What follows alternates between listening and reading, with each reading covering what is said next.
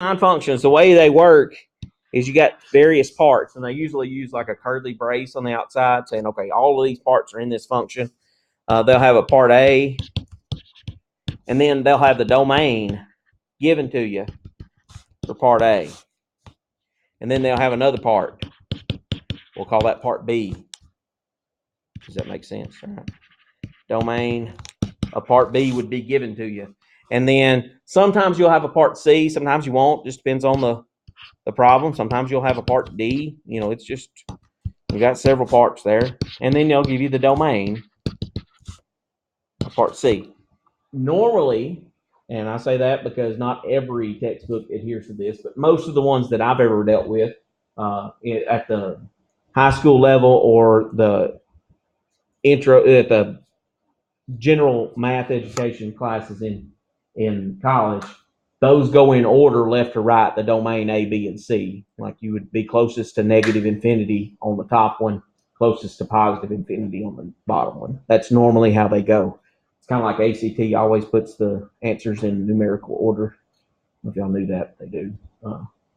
That's normal to do that. The domains go in order left to right from top to bottom there. So let's look at an example, and we're going to graph it by hand, and then I'm going to try to show you how you can use the graphing calculator to help you get a better picture of what's going on too. We'll let this be example A, since it's really the first piecewise that we've done. F of x, get a little curly brace going there. Let's do something easy to start off with. 3x plus 2. Its domain is x is less than 2. And then the number 6, its domain is from negative 2, less than or equal to x, less than or equal to 4. And then negative 2x when x is greater than 4. Okay.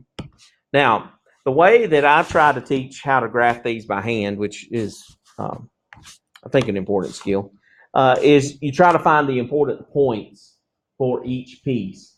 And those are found using the x values that are given to you in the domain. So the x value that's given to you in the domain is, right there. It says negative 2. That's the x value that you want to use. So we're going to plug in negative 2 into 3x plus 2 and work it out.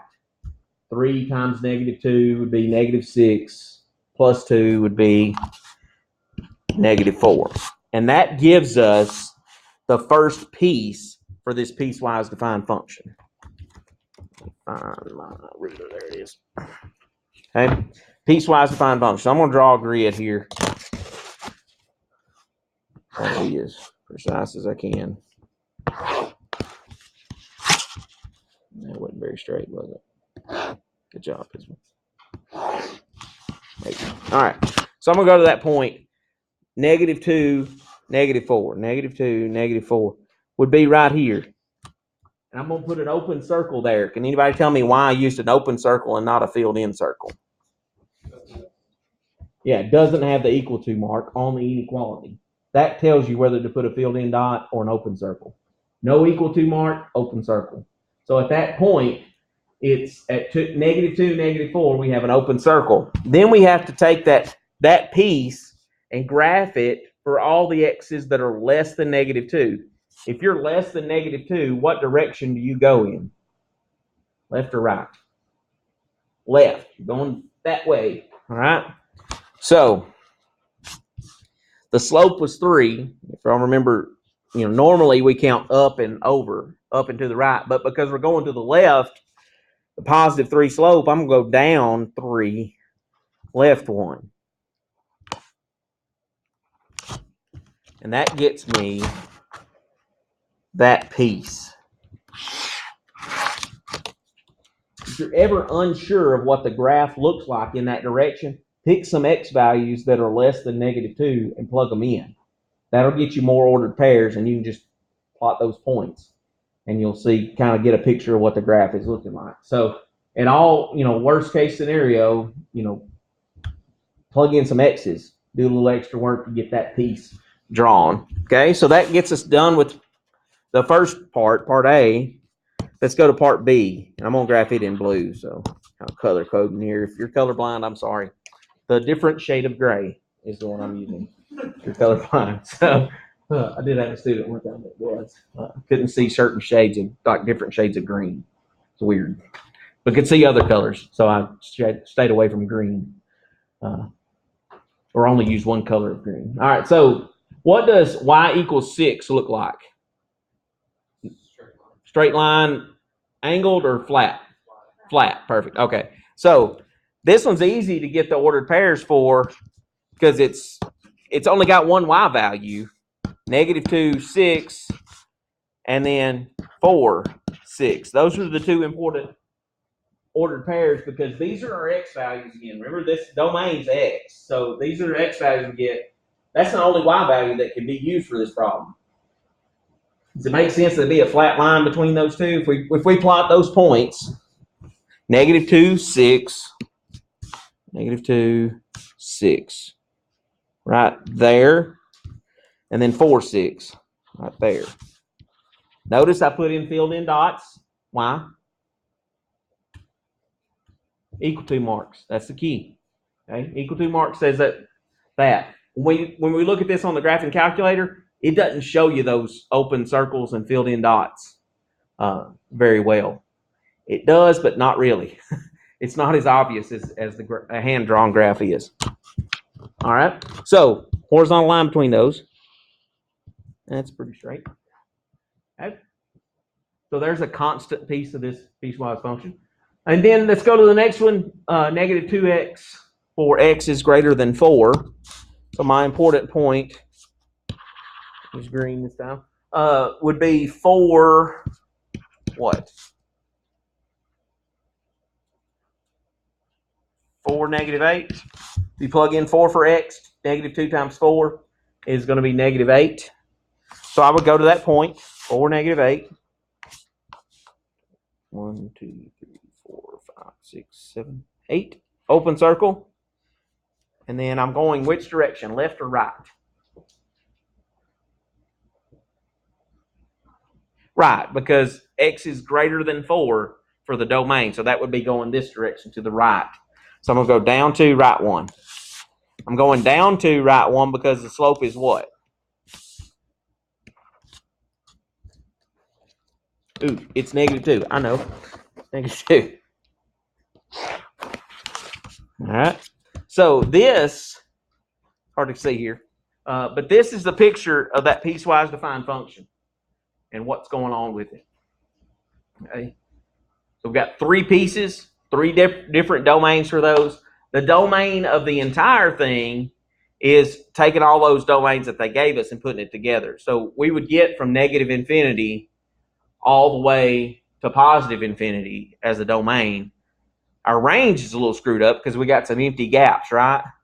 Those empty gaps make this graph discontinuous. And that's what you could call this, would be discontinuous because it doesn't connect. And a good way, the way I had a professor tell me one time about discontinuous graphs, if you've got to pick your pencil up to draw it, it's discontinuous. That's the way he always said that. So discontinuous means you've got to pick your pencil up at some point. So if I started here on the red part and started tracing that, I got to pick my pencil up to get up here. So that's discontinuous. So if you ever see anything about discontinuous out of that. So with this piecewise, and we'll get to the calculator in just a second, let's get the domain. And I said it would be -infinity to +infinity. All of the x values, even though it looks like it's skipping around in the function, it's not skipping anything. X is less than -2. That gets every number up to -2. And then the next one picks up the -2 and gets all the way up to +4. And then the next one starts at +4 or just after +4 and goes to +infinity. So that gets all of the x values. We're not leaving any out on that.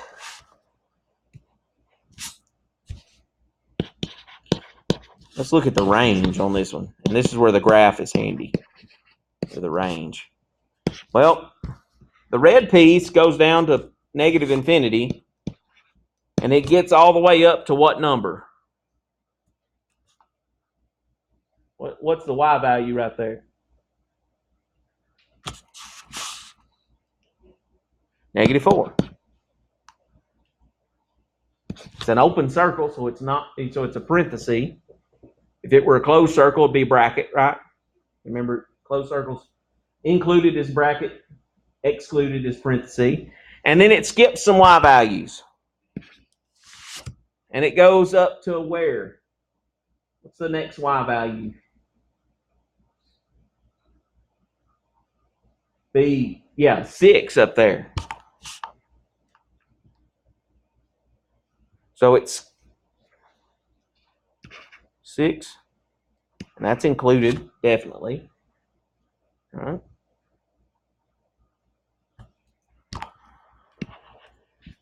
And it doesn't go any higher than that, though, does it? What does this one do?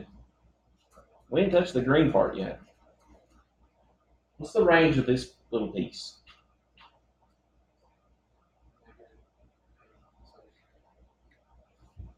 Yeah, that y value is -8. That's true.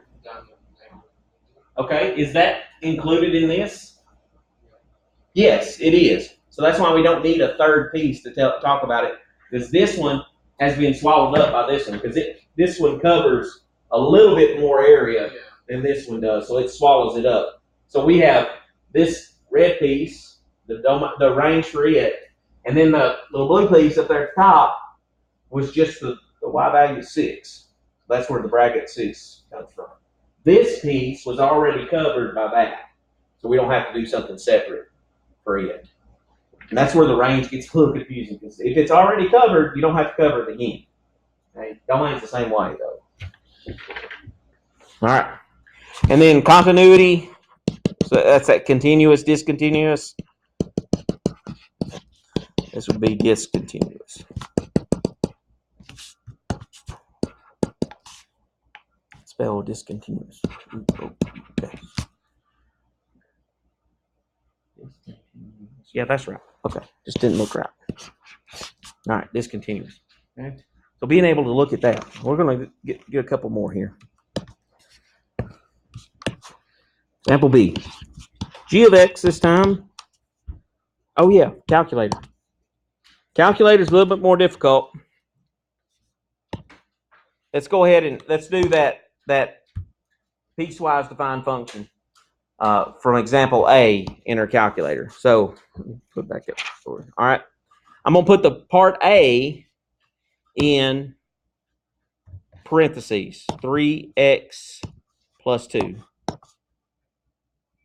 All right, and I'm trying to remember syntax on the 83s and 84s. It's supposed to be the same, I think.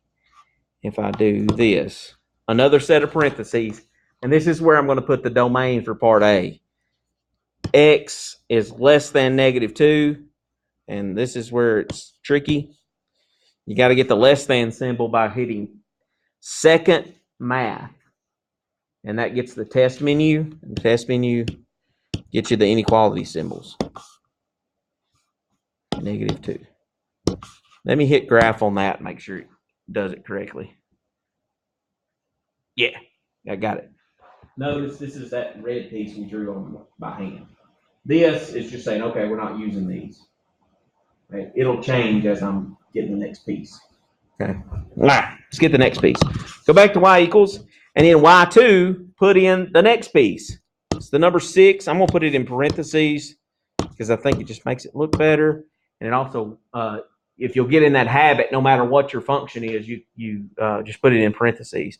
Now, here's the hard part with that compound inequality that's there. You've got to put them in separately. You can't put a compound inequality into your calculator. For whatever reason, they didn't write the code smart enough to handle it. So we've got to do x is greater than or equal to -2.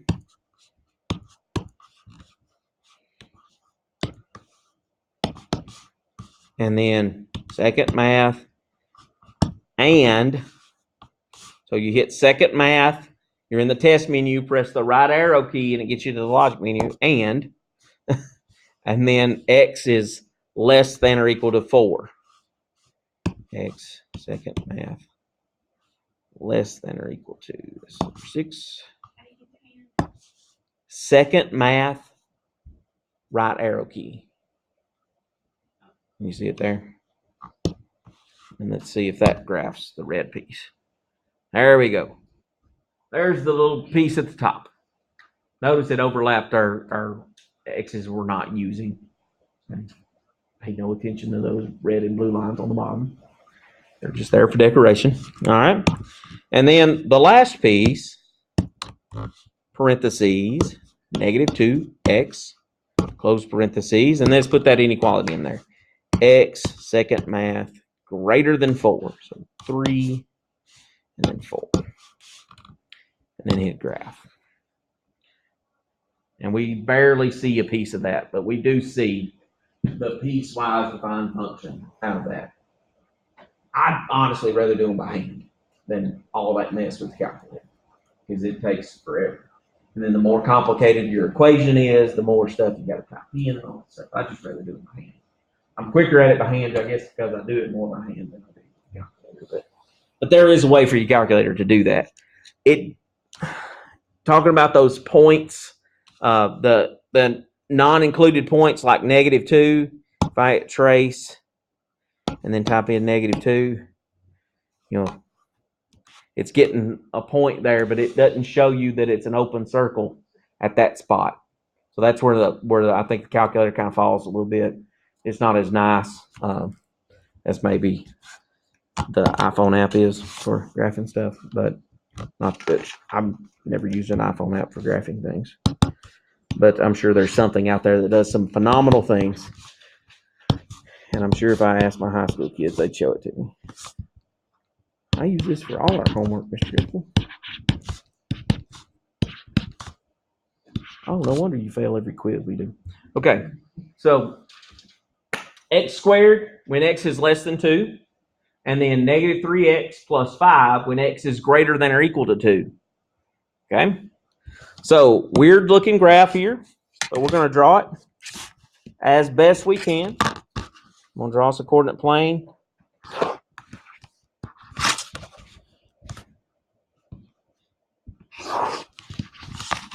Now, important points. First one, I'm going to graph it and I'll still blue. 2, the y value would be 2 squared, which is 4.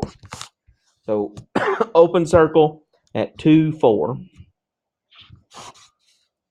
And the x squared graph, I know looks like this.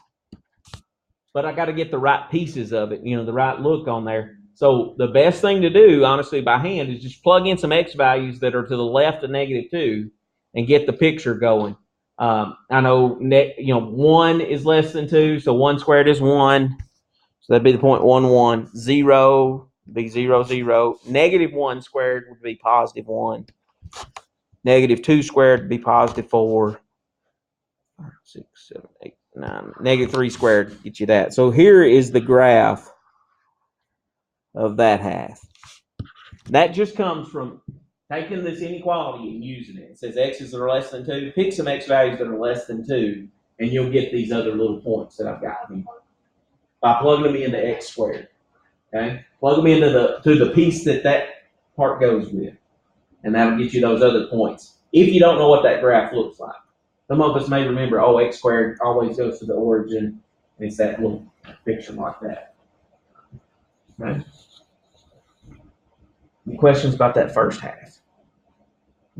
I went through it kind of fast. So 2, 4 comes from here. Plugged it in. It's an empty circle because it doesn't have an equal to mark. Pick x values that fit this, that x is less than 2, and plug them in to x squared. And that's how I got all these other little dots. Just picking those x values and plugging them in, just working them out. Next piece, negative 3x plus 5. That's a straight line. I remember that from what we talked about at the beginning. Its ordered pair would be 2. Plug a 2 in for x. That'd be negative 6 plus 5 is negative 1. So that's our ordered pair, 2, negative 1. I'm filling in that circle because it's got an equal to mark on it. This one is the x values are going to go which direction? Left or right? Right, because its x's are greater than 2. That goes this direction to the right. If I remember about graphing lines, I can do the slope idea, -3/1. Or if I don't remember that, I can still just pick x values that fit x is greater than or equal to 2. I can pick 3, 4, 5, and plug them in, and I'm going to get the same picture. If I pick 3, 3 times -3 is -9 plus 5 be -4. To be right there. That's the same thing as if I went from that spot and counted down 3/1. I get the same picture. Down 3/1. Down 3/1. I could do that all day. And then draw that part of the line.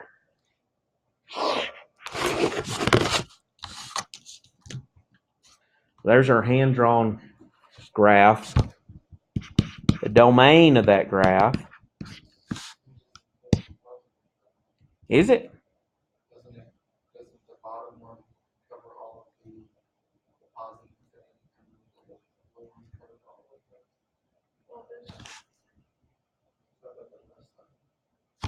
and Okay, the left side, our x values go from -infinity up to +2.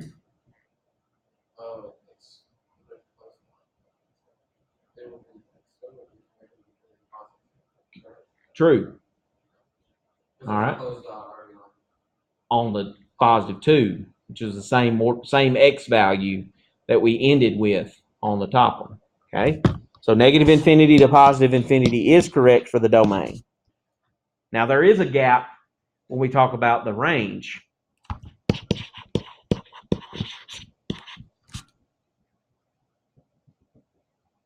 So the red piece gets us down to -infinity up to what? -1. Does that -1 have a bracket or a parenthesis? Bracket, because it's a filled in dot. That point right there is the y value -1. So that's got a bracket. And then we skip a few, or maybe just a little, infinite number of values. But what's the next y value that we pick up? 0. Bracket or parenthesis on that 0? Why? because 0 times 0 is 0. Okay, yeah, and it's included right here in the graph right there. There's not an empty circle on 0. So if we read the range from bottom to top. This part, start here at -infinity, it gets us up here to -1, and then we skip something. The next y value we see used is 0. So we're including that, so that's the bracket. It goes up. We got an open circle right here, but what does the left side do? It covers it up and takes it up to +infinity. Good. And then, let's see. What else? Let's get an intercept on this one, since we need to know those sort of things. What kind of intercept do we have? The origin. What's the ordered pair for the origin? 0, 0. Is this continuous or discontinuous? Discontinuous. So we'll just write that. Discontinuous.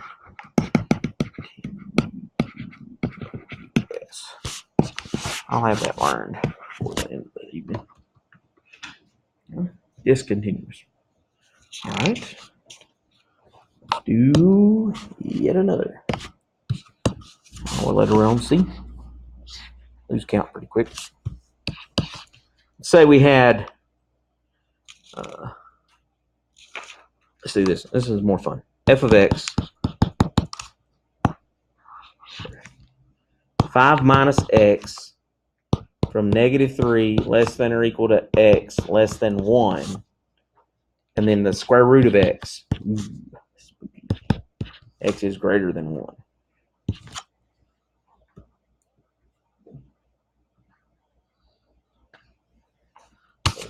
Weird one here.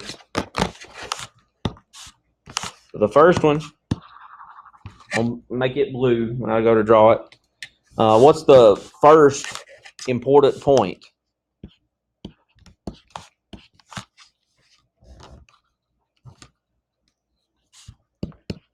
-3 is the correct x value. What's the y value that goes with it? 5 minus negative 3 would be 8, yeah. And then the next x value would be 1. And 5 minus 1 is 4, okay? Good to know.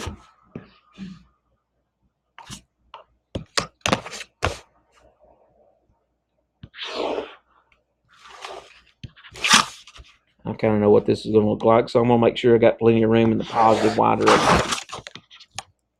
I'm going to plot those points, hopefully with the correct open circle or filled in circle. Negative 3, 8. Is that open or filled in? Filled in. Got an equal to mark on that negative 3, so filled in right there. 1, 4. Open or filled in? Open. Now, what do we know about the connection of those? Is it a straight line, squiggly line, looping, what?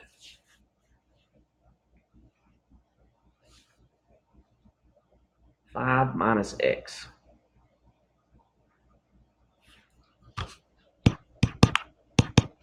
Maybe it looks better if I write it negative x plus 5. So it's in the right form. Straight. It's just a straight line, yeah, because it's a linear equation. So mx plus b. I'm on. I guess I'll use a straight edge because I got one. Straight line connecting those. If we weren't sure, how could we find out? Plug in some more points. Good. Absolutely. Plug in a few more points. The x's that would be between negative 3 and positive 1. Plug in those x values. You can find out what's going on in between there if you're unsure. Okay. Now, square root of x. Yeah, that's a good graph. I like that one, actually. X value is 1. What's the square root of 1? 1. I'm going to go to the point 1, 1. I'm going to put a filled in or an open circle. Open circle. Okay. Now, we may or may not know what the square root of x graph looks like. He knows what it looks like. I saw him draw it in the air there. And it's still floating in front of him. If y'all can't see it, get an imagination. So we're starting here at this. If we don't know, what do we do? Absolutely. Yeah. Pick some x's, plug them in. Pick good x's. Because if we're taking a square root, what kind of numbers do we want to use? Not just even, perfect squares. It doesn't necessarily have to be even. I'm going to use 4 because I know the square root of 4 is 2. So 4, 2, right there. And then what's the next perfect square? 9. 5, 6, 7, 8, 9. 9. What's the square root of 9? 3. Make sure I counted that right. 1, 2, 5, 3. All right there. And I could go to the next square number, which would be 16, and put that point if I wanted to. I don't really have to here, but I'm going to. 10, 11, 12, 13, 14, 15, 16. Since I got room, why not?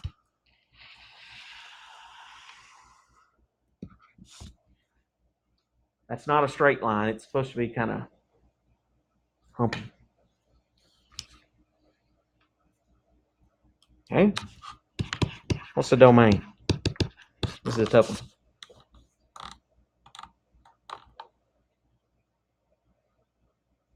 Where does it start at?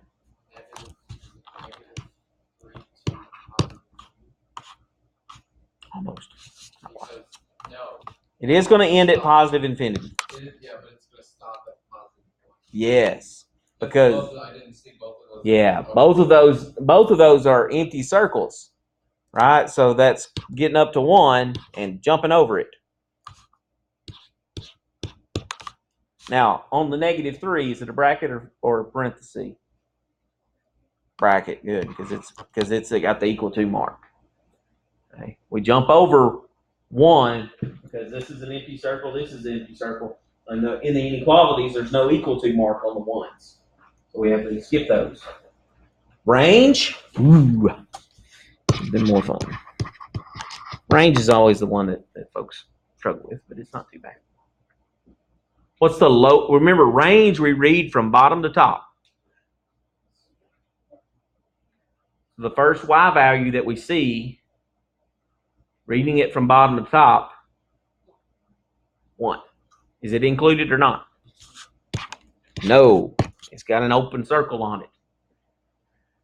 Then as we read forward or upward, this red one, it's going to continue going up. It slows down on how fast it goes up over here, but it's still going up and to the right. So that's headed toward where? Positive infinity. Even though the blue one stops here at positive 8, the red one keeps going.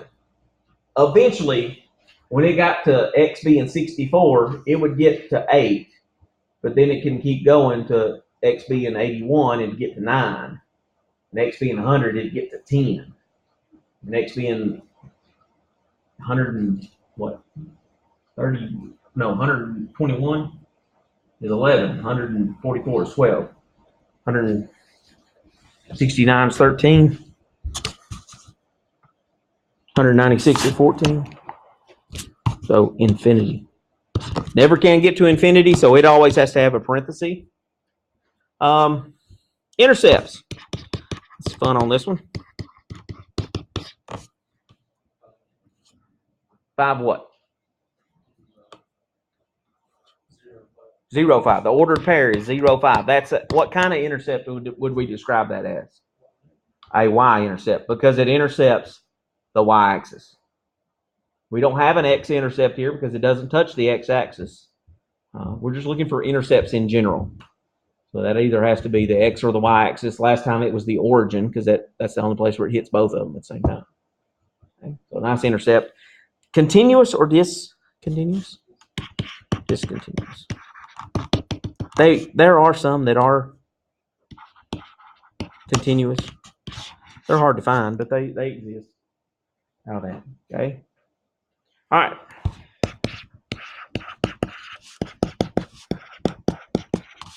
For that section, on page 248, 9 through 49, odd, gets you a little bit of practice with that stuff. And, you can see the questioning that's going to be happening. And then, of course, the Canvas quiz, you can see that too, what's going to happen with that. All right. Pretty well regular paper from here on out. So I want to use notebook paper for the next section. All right, section 3.5. Last section in chapter 3. Your first exam will combine chapters 3 and 4 together, is what we'll be doing. So section 3 is talking about translations and transformations. Fun way of graphing or knowing how a graph moves without having to actually graph it. A good skill that works for several different types of equations or functions that we deal with. So we're talking about graphing techniques. We're going to go through what they all are in theory, and then we'll look at what's going on. So y equals f of x. We're going to call this the parent graph. The parent graph. This is the one the copies are made of. Okay. So f of x is the parent. That's the normal, like a square root of x function would be a parent graph. An x squared, plain old x squared would be a parent graph. So the plain function out of that. So what you can look at here is things happening vertically or horizontally happen in different places. If it's vertical, it's going to happen on the outside. I've always put it this way, that vertical things are happening on the outside. You see that more, quicker. You see a plane take off or something shoot up out of the ground before you would see something crawling across the ground, right? So you see those things happening on the outside. Horizontal things happen on the inside. So shifting left and right happens on the inside. Outside is going to, be vertical. All right. So a vertical shift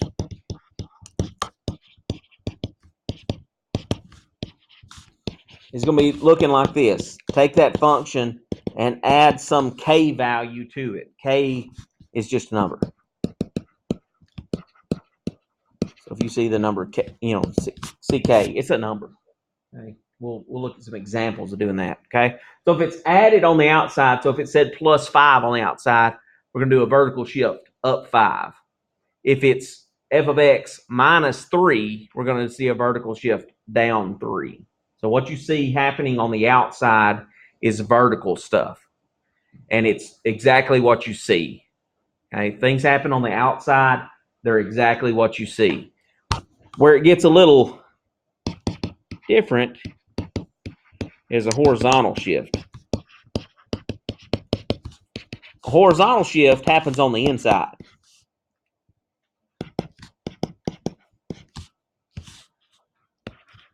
And I'll write both of these scenarios down. If it's plus on the inside, then it's going to go left. And if it's minus on the inside, it's going to go right. And I don't know a better way to say this other than we try to keep the crazy on the inside, right? We don't let that out very much, right? I hope you don't anyway. Some people do a little more than others, but most normal folks try to keep the crazy. The crazy things happen on the inside. Those thoughts about, I really want to stab my pencil in his eye, kind of thing. Those thoughts stay inside, I hope. They don't come outside. So the crazy stuff happens on the inside. You would think plus on the inside would move it to the right, but it's crazy, so it moves to the left. Minus on the inside moves to the right. And if you want to remember it with the I and right and my I and minus, then maybe that's a better way, less morbid way. But there's not a really good one for left has a T in it, but so does right. So the plus sign doesn't go with that. So I don't know. Plus has 4 letters. Left has 4 letters. Maybe that's a way to remember it. I don't know. But plus on the inside is going left. Minus on the inside is going right. Got to remember that goes opposite on horizontal from the what you see. Okay. Let's do a vertical stretch.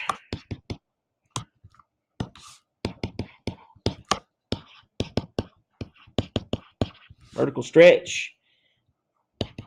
It's where you multiply by something on the outside. Again, vertical things happen on the outside. Horizontal things happen on the inside. So if that A has got to be something bigger than 1 for it to be a vertical stretch. It's got to be like 1.5, 3 over 2, 86. Anything bigger than 1, it's a vertical stretch. And the way vertical stretches work is it's like silly putty. Did you ever play with silly putty? Where you take it and you mash it, and like I always waited for Sunday paper to come and it had comics in it, and you mash that silly putty on the picture of Garfield and pull it off, and Garfield's on your silly putty now.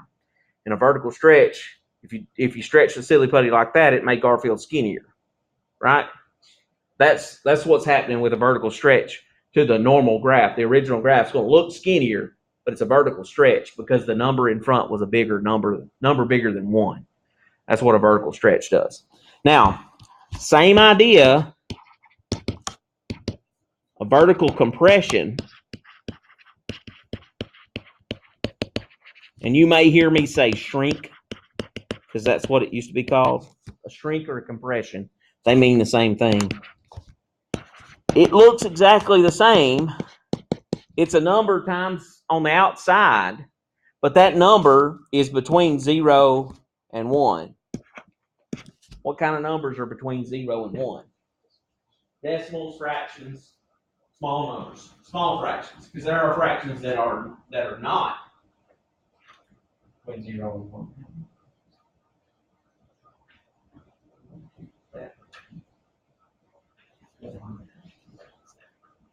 Right? So small number in front, we're going to shrink it. Make it shorter. Okay? Big number in front, stretch it. Okay? All right, that's on the outside. Things that happen on the inside are what? Horizontal, and they're also the opposite of what it looks like. Okay? So a horizontal stretch.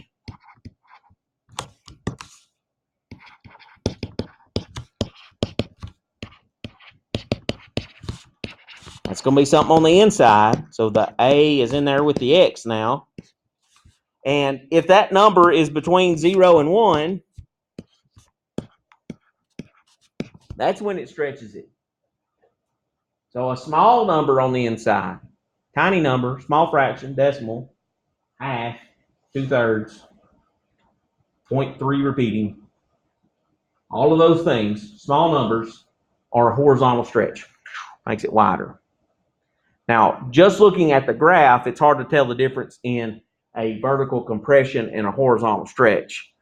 If you've got the equation, it's very easy to tell the difference. It's where is it multiplied at, on the inside or outside. So it's very easy to see if you've got the equation.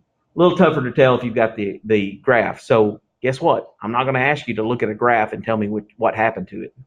Because if one person says it was a horizontal stretch and the other one says it's a vertical compression, you both could be right. You would have to have the equation to know. So I'm going to ask you about equations when you look at this stuff. In the same vein, horizontal compression or shrink. Same idea. The multiplication happens on the inside, but that's a big number. On the inside, it's a big number.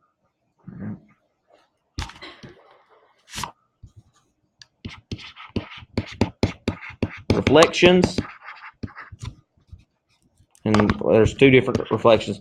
Let's do the first one. Reflection across the x-axis. That's a negative on the outside. So you think about it, the x-axis which goes which direction? Horizontal, right? If I reflect across it, my hand's up here. If I reflect across it, it goes down here, right? That's a change in direction vertically. So that's why it's on the outside. Negative on the outside reflects vertically across the x-axis. Okay? F of x, remember, also represents y. If I change the sign of y, that's where you move from first quadrant, third quadrant to second or fourth. Or first to second quadrant, to third and fourth is the change. A reflection across the y-axis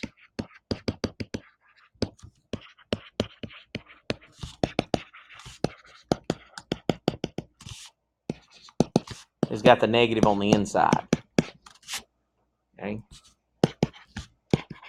Negative on the outside is across the x-axis. Negative on the inside is across the y-axis. And that's going to be taking something like my hand is on the right-hand side of the y-axis. If I change all the signs of the x values, it flips it over here to the other side. That's what a reflection across the y-axis does. But it's changing the sign of the x values. This one changes the signs of the y values. Is all that it does. Okay. All right.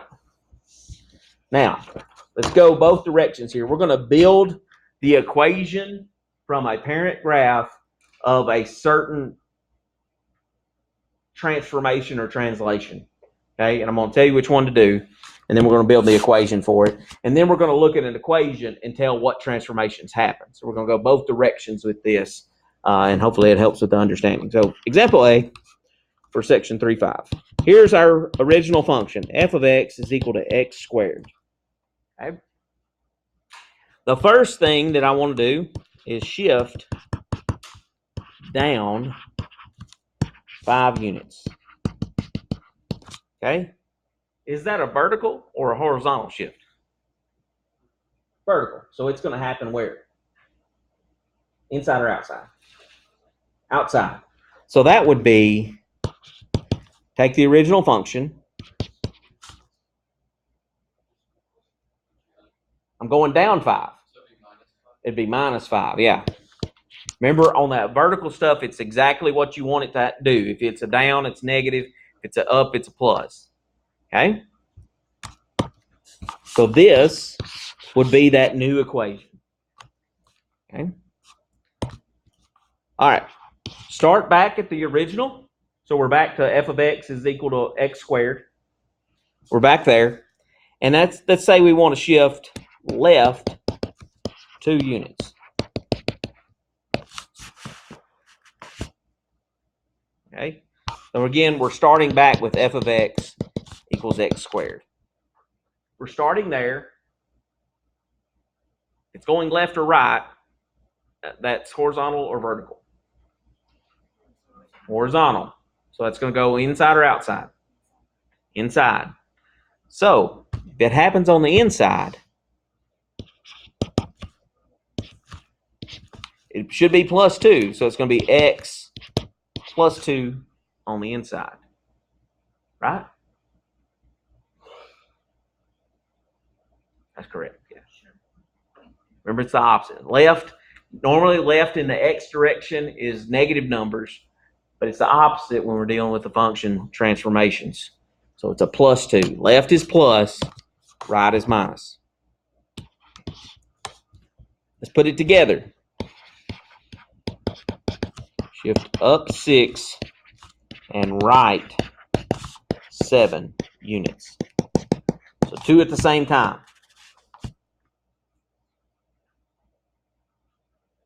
Again, going back to the original.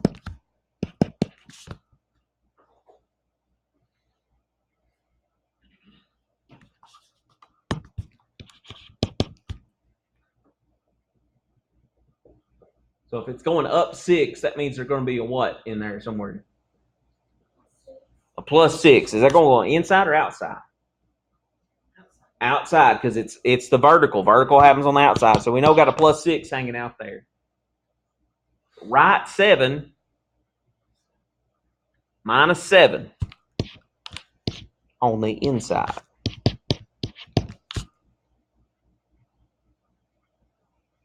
What I want you to catch out of this is, okay, we're getting the shifts and building the equations. If I change the function to x cubed, nothing changes about how it's done other than instead of writing the squared, I write cubed. If I change it to the square root of x, nothing changes except for instead of writing squared, I put it under a square root. That these rules apply no matter what the parent function is.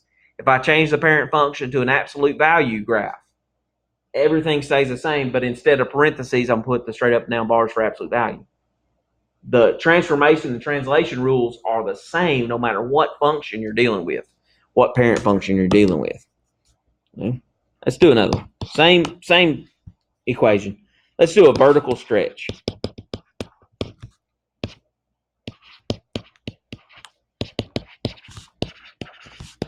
By a factor of 4.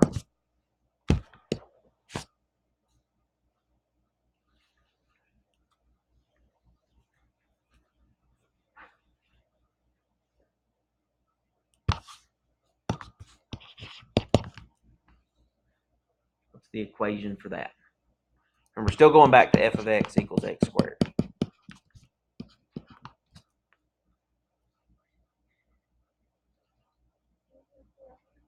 4 on the outside, and there's just x squared every side of it. Good.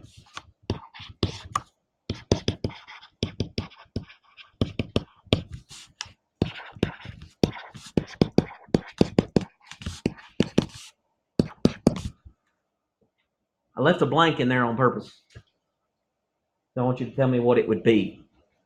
If I use a factor of 4 and I know it's going to be horizontal, is that going to be a stretch or a compression?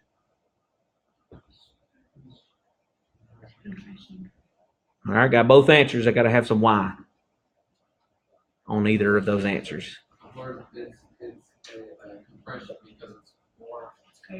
Yeah, the number is bigger than 1, so it has to be a compression. So they would have to pair those things together. It's a horizontal compression. So our equation then would be y equals what?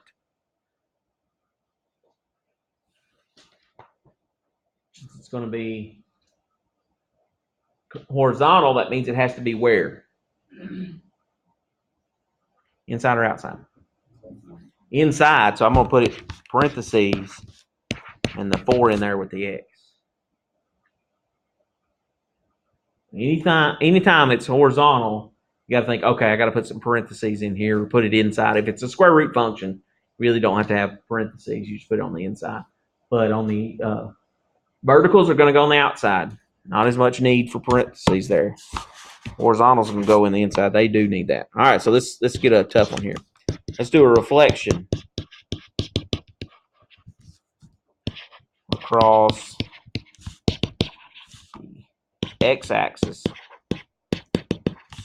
and down 4 units.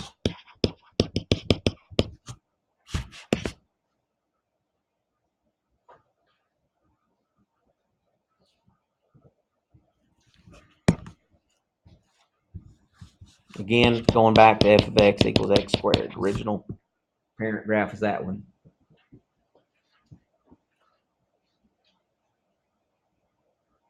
What's the down 4 units going to do?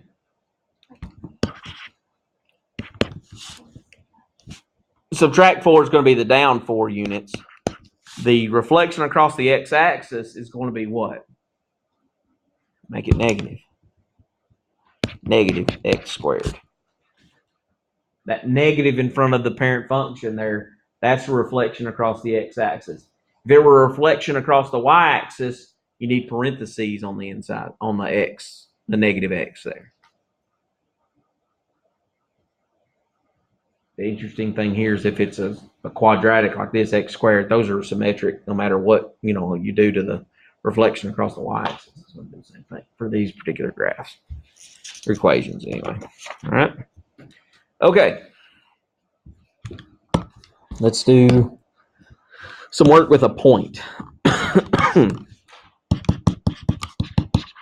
If the point 2, 6, so that's an ordered pair, x, y, is on f of x. We're going to answer some questions here. What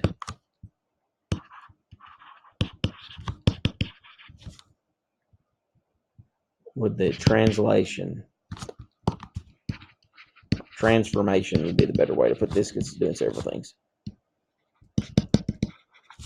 Y equals negative 3 f of x minus 1 due to that ordered pair. All right, so negative 3 times f of x minus 1. So we don't know what the function is. We don't know if it's x squared or square root of x, or it doesn't really matter. All we know is that the point 2, 6 is in that graph. And then they're saying this transformation's happened to that function. What's the new ordered pair that 2, 6 went to? Where did it go to? Okay, so the best thing to do with this sort of thing is just look at this, negative 3 f of x minus 1, and tell me what operations happened. Okay? So this right there, he's saying that x minus 1 on the inside is a horizontal shift. Which direction? Okay. Right 1. Okay. What else? Vertical stretch.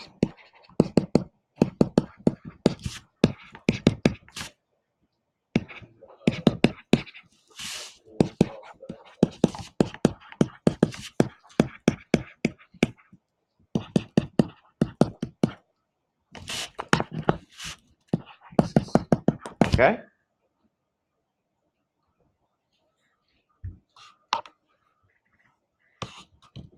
So if it moves right 1, what does that change? What's the right 1 do to it? To the point.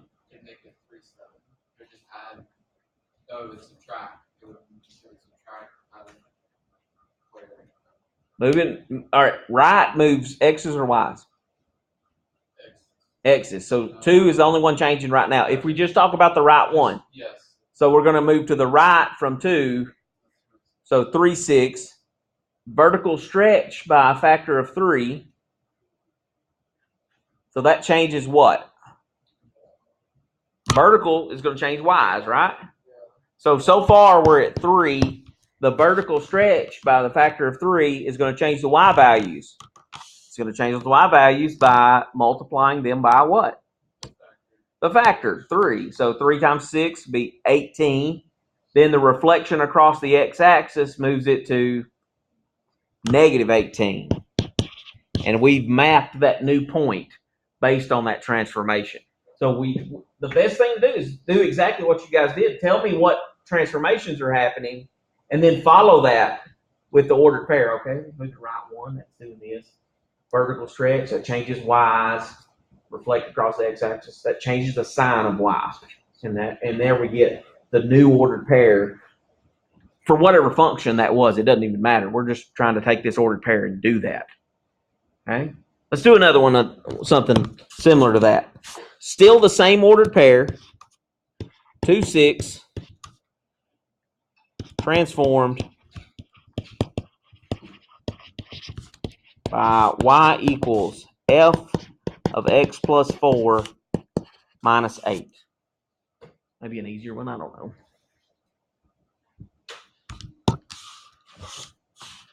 So what transformations does this guy over here do? Left, how many? 4. What else? Down 8. Okay. So if we're taking 2, 6, we're moving it left 4 units. So we're thinking, okay, we're here at 2. We're going to go 4 units to the left. Boing, boing, boing, boing. What's the x value? Negative 2. We're taking positive 6 as the y value. So we're up here at positive 6, and we're going down 8 units. What's the new y value? Negative 2. 6 minus 8. Negative 2, right? There's the new ordered pair based on this transformation that we're given. Okay? All right. Being able to take an ordered pair, if you can read the transformation that's happening, all you got to do is do those transformations on that ordered pair. Say, okay, it says do left 4, so I need to take x value 4 to the left. It says go down 8, so I'm going to take my y value and go down 8. If you can follow that, then you can transform an ordered pair, and that's something you need to be able to do for assessment stuff. Okay, that's always on the final too. Just FYI. Let's take another one. Let's say we had 2, 6, and let's transform it just to make sure we got this, and then we'll move on to the next thing.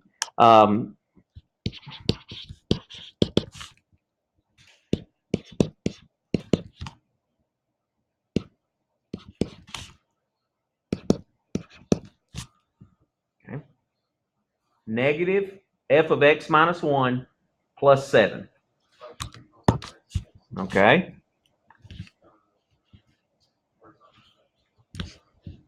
Okay, so right 1, you said horizontal or reflection x-axis. X-axis reflect. And I'll just abbreviate there.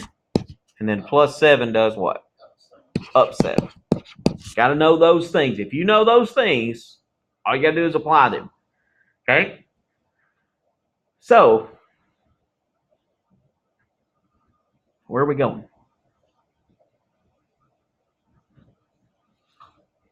Where's 2, 6 going? We reflected across the x-axis.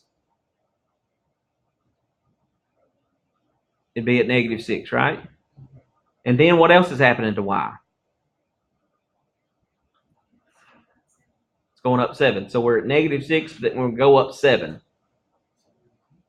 Positive 1? Right 1, so 3, 1. Yeah, that's it.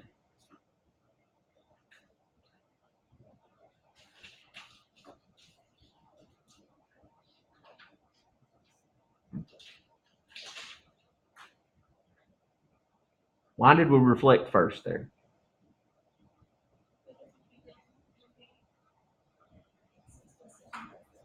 It'd change. The order you do that in changes. What order should it be done in?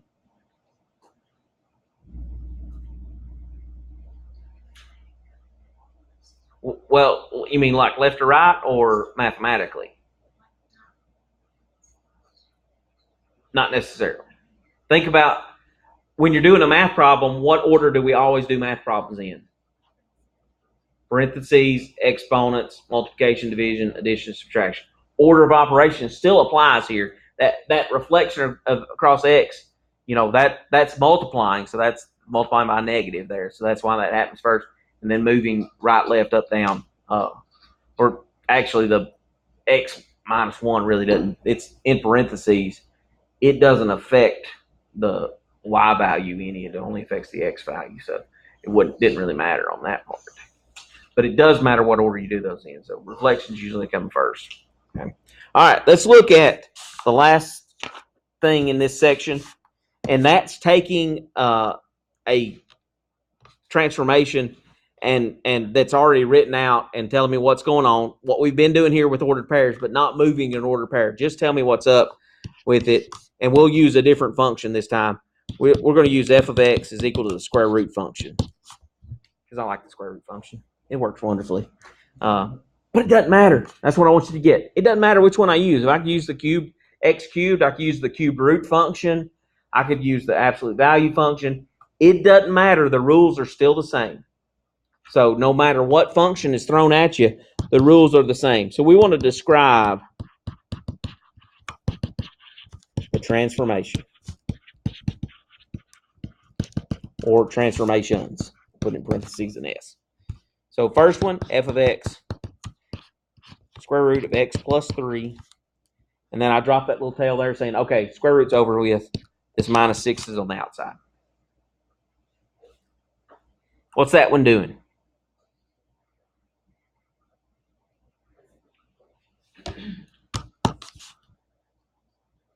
Plus 3 on the inside.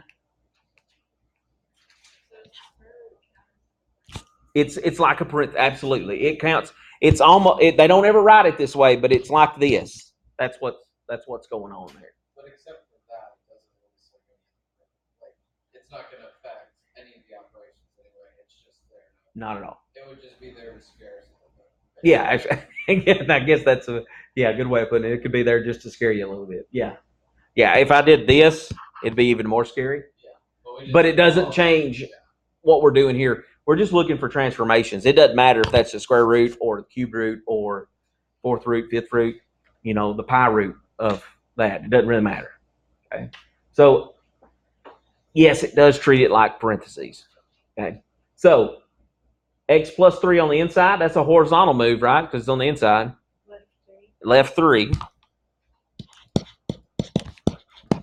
And vertical move on the outside, down 6. Easy. Being able to do that. That's what I need. Okay. Let's do another one. Let's make it more fun. Negative 3 square root of x minus 5. That's our function. What's that one do?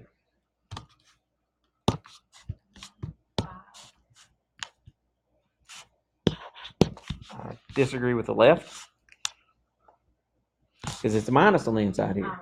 So if a plus on the first one went left, a minus on the inside should go right 5. We don't have to do anything. We're not taking anything with a point here. We're just saying, okay, what did this function do? How did they transform it? We're not really doing a point here. It's actually easier than the point stuff. Point stuff can get confusing quickly.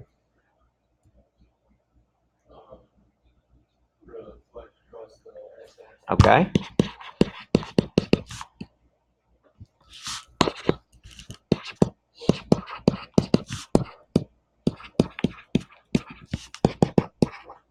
Anything else?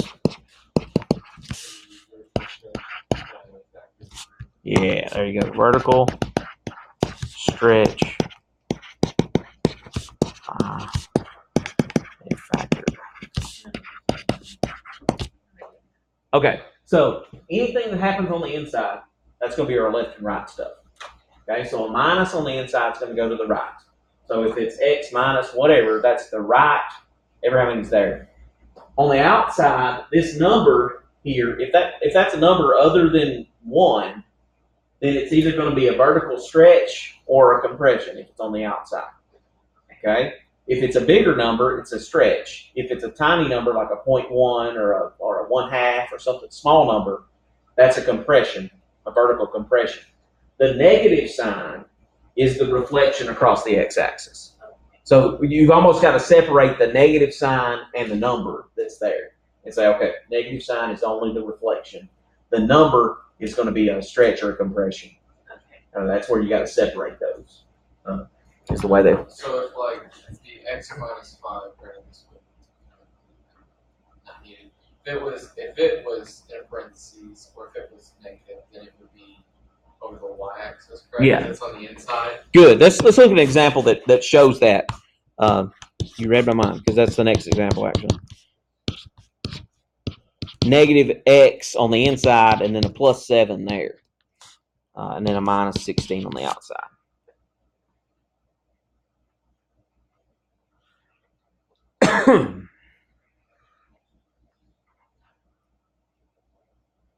So what's going on with this one? Okay, left 7, I agree with that. Down 16, good. Those are the easy parts. I think we all got those. That negative on the inside, what's it doing? Reflection across the y-axis.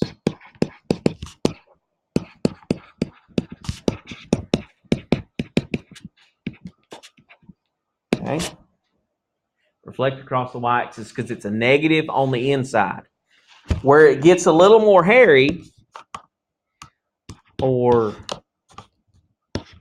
maybe just more confusing, maybe it's a better way, is when you have like a negative number in there. It's like negative 4x, plus 2, plus 10.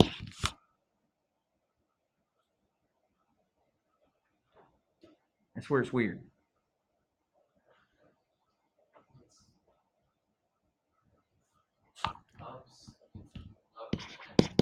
Yeah, that's the easy part. Let's get that. Up 10, left 2.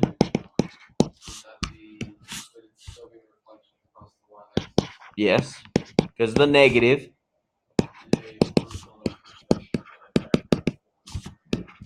Horizontal.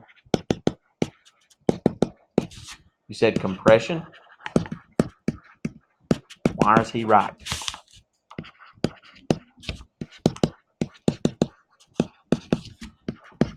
Because it's a big number on the inside, right? Big numbers on the outside are stretches. Big numbers on the insides are compressions. Okay. Big numbers on the outside are stretches. Big numbers on the inside are compressions. If you can do those, you should be okay. There is a nice little chart in your textbook. And again, if you don't have your textbook, borrow someone's. Take a picture of this chart on page 258. I think that's the right number, 258. Make sure. Give me just a second to look it up. There's a nice little chart talks about all this stuff. 258. 262, 258. Yeah, maybe it's not that. Sorry. 262. Sorry, not 258. 262. 262. There's a nice little green box there. And it talks about all those transformations. Just takes everything we wrote on that first page of these notes and puts it in a green box with somebody's better handwriting than mine. So, all right, page. Let's see, section 3.5. That was on page 264.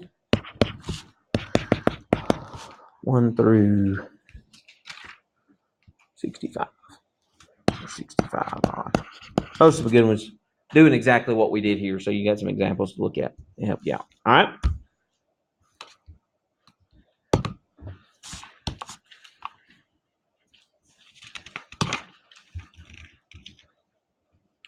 Let's go ahead and so that we don't have such a long or a incredibly crazy next week and get linear functions out of the way. The first section in chapter 4. Really easy section, I think. Linear functions. So first section or first chapter talks about a lot of different stuff. It's really a wide brush that they're using to paint with in that section. From here on out, they kind of narrow it down. Chapter 4 talks about linear stuff, quadratic stuff, in the different sections, and then we get into chapter 5, we get into higher power functions. So we're going to start with linear, really easy stuff. F of x equals mx plus b. There's our slope, and that's the y-intercept. Been that way since Pythagoras and his buddies put it out there. That's the way it's been. They're teaching it that way forever. Why they use m, I don't know. B, I don't know. There's some reason, I'm sure, but so function values, first thing. Function value means plugging in for x. Okay. F of x, let's use a linear function at 3x minus 7. Find f of negative 2. That means take negative 2 and put it where? Where x is. And work it out. Negative 6 minus 7. Negative 13. F of negative 2 is negative 13. That creates an ordered pair. Understand that that's the ordered pair, x being negative 2, y being negative 13. That's what that is. Okay, so that creates an ordered pair. Handy when we start building equations. Yeah, this is x, this is y. So it creates this ordered pair. They hardly ever write it out and say it is, but that's what it does. Function value creates an ordered pair out of that. Sometimes that's needed when we start writing equations and lines and secant lines and that sort of stuff later on. That gets handy. I don't have room over there. I'll just go down a little bit. Example B. Let's find the intercepts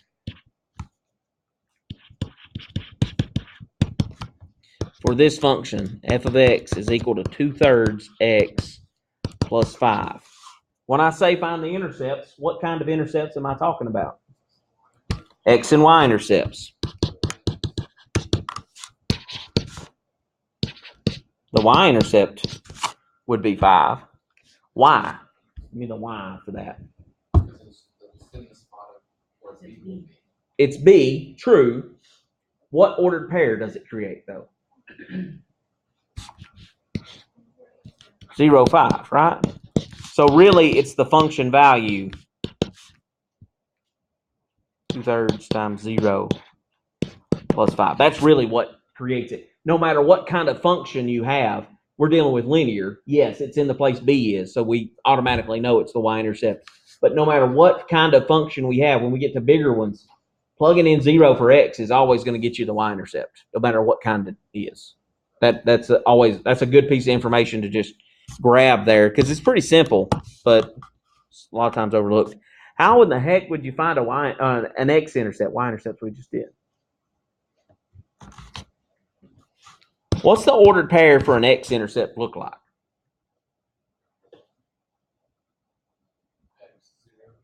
X is 0? Or an x value and 0? Is that what you said? Yeah. X and then a 0. So that 0 is in the place of what? Y. All right. So if that's y, then we're going to take that and replace y in the problem. And solve it for x. Hopefully we know how to do that. Inverse operations, 2/3 x equals negative 5. Get rid of the 2/3 by division, which is the same as multiplying by the reciprocal.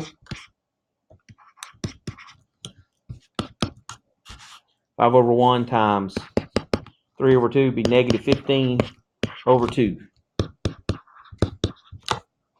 And I'm using a fraction there.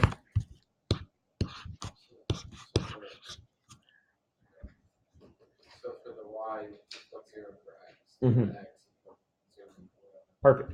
Absolutely. Always going to be that way. And f of x sort of means y. Yeah, f of x doesn't sort of mean y. It is y. It's more descriptive than just saying y because it says f of x. That means the y value for a certain x value. That's the way you want to think of it. F of x is y. You're right, connecting those two things. But f of x is more descriptive in that it says this is the y value for a function when x is this number, whatever x I put in the place of it. That's exactly what it is. All right. Let's look at an exceptional one. H of x equals 8. That's weird. There's some stuff missing. Because, our original thing, we had f of x equals mx plus b. What's missing? Mx. So what's that mean the slope is? 0. Good. It's missing, so it's 0. The slope is 0. What's the graph of this look like? Horizontal line at 8, right? We go up to 8 on the y-axis. We've already kind of talked about this a little bit, so it's a lot of review stuff in this. What would the x-intercept be? It wouldn't be any. It wouldn't cross the x-axis at all. Because how do you find the x-intercept? You put a 0 in the place of y. Does 0 ever equal 8? No, that has no solution, so there's none. No x-intercept. Exactly. It's a constant function. That's exactly right. That's perfect. True. True. Or 0, 8 is the ordered pair. H of 0 just means 8. So 0, 8. So there's no place to put a 0 in for x. There's no x in the problem. Okay. Horizontal line. Those things, having those things memorized, yes, that's perfect. That's what I want. All right. Okay. Now the fun part, writing equations of lines.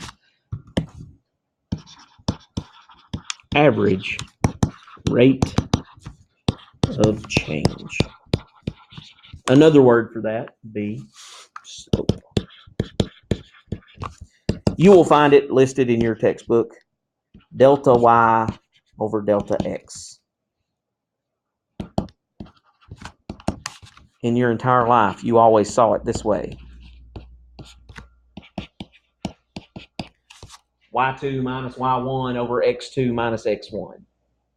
Change in y over change in x. The slope, m, that m that we've dealt with, that we just talked about with slope-intercept form, can be found by taking two ordered pairs, an x and a y, subtracting the y values, and then subtracting the x values in the correct order, and dividing those, and that gets us our average rate of change or our slope. Okay, so if we're going to write a linear model for a particular setup, so let's write an equation.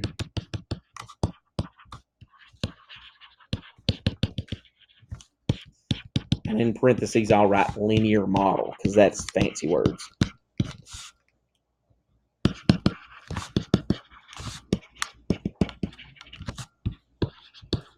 For the given data. Oh, they're on D. So here's our data, X and Y, 20, 50, 30, 47.5, 40, 45, 50, 42.5, 60, 40. So there's our ordered pairs out of that.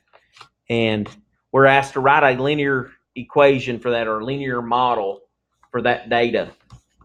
If we were to plot these on a coordinate plane, these ordered pairs, we'd see it kind of makes a line. They're not a perfect line. They're just some random numbers. But it makes a line if you plot those points. We want to write an equation that gets a line of fit. It's not the line of best fit. We'll get to that later. But just a line of fit, what's going on with it. So first thing we need to do is do change in y over change in x, which is the slope. Remember, we're just going to find the slope. So we need to pick a couple of ordered pairs. If I'm asking you to find an equation based on data, just a linear model, and I'm not saying line of best fit, I'll tell you which two ordered pairs to use. I'm going to make it easy on us for a practice here. We're going to use that 20, 50, and 40, 45 just to make it easy math. Plug them in the slope formula. Let's get that going. So y2, 45 minus 50, 40 minus 20. Be negative 5 over 20. Reduce that fraction to negative 1/4.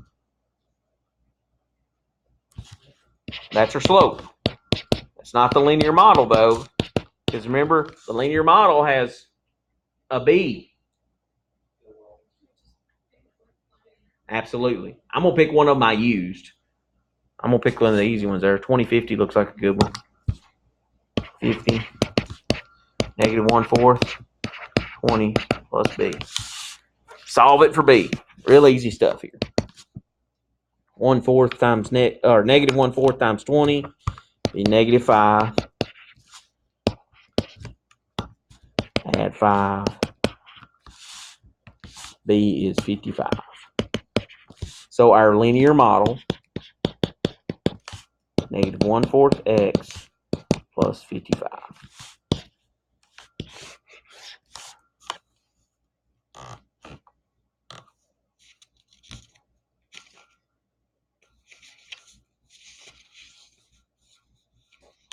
Not bad, right?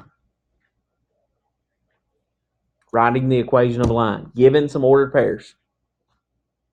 Again, I'll tell you on the quiz which two ordered pairs to use, or just give you straight up two ordered pairs and say write the equation of the line, and that's how you're going to do it.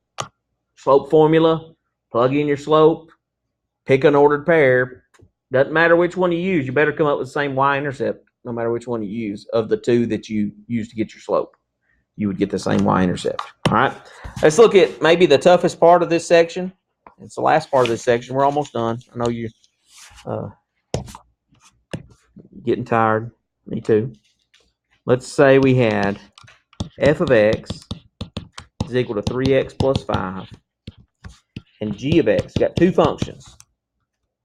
Negative 1/3 x plus 1. Okay. Find when or where, a better description, f of x is equal to g of x.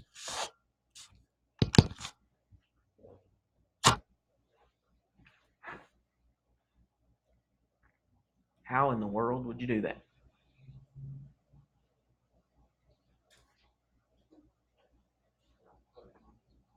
That'd be a good way to start. That's a lot of guessing, though. Probably a better way.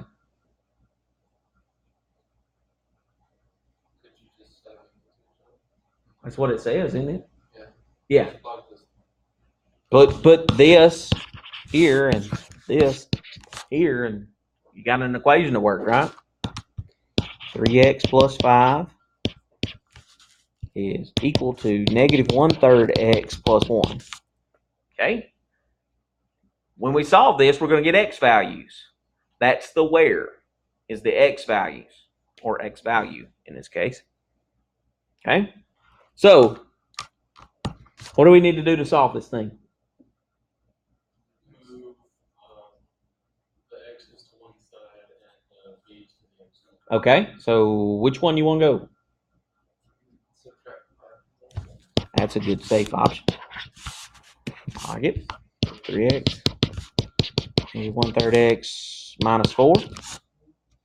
A little tougher for the next step.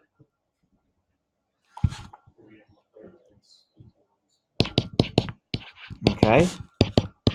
So 3 1/3 is really what number? How much?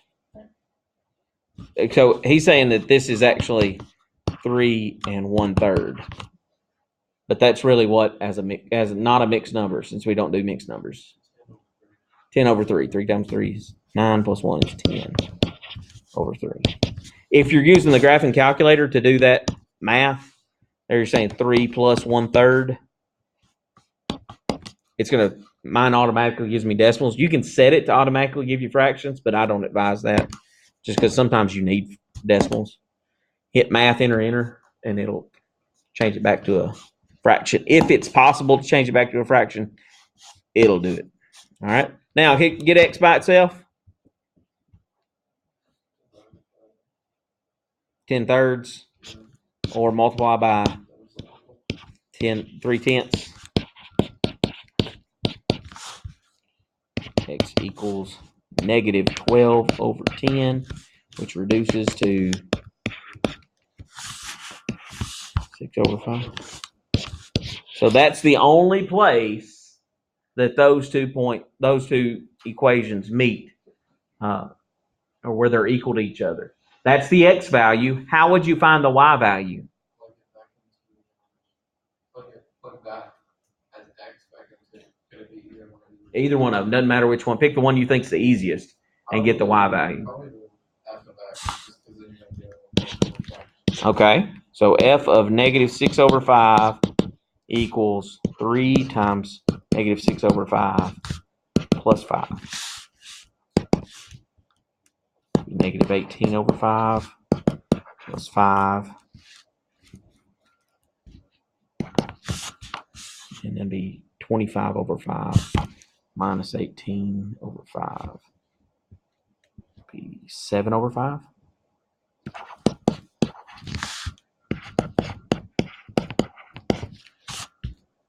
Is that right? Calculated, folks? Negative 18 over 5 plus 5. Math in here. 7 over 5. Yeah. That's the ordered pair, yeah.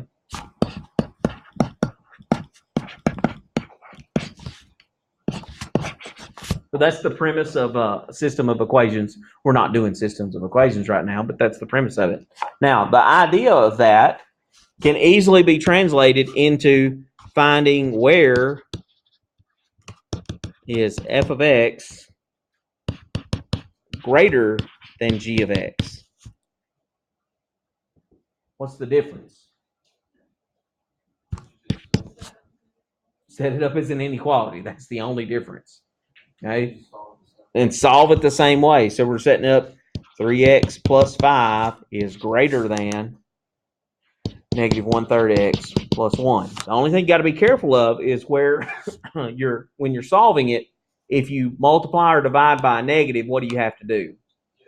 Flip that symbol on the inequality. That's the thing that usually catches folks, is forgetting to do that. So, I'm just going to do the work here.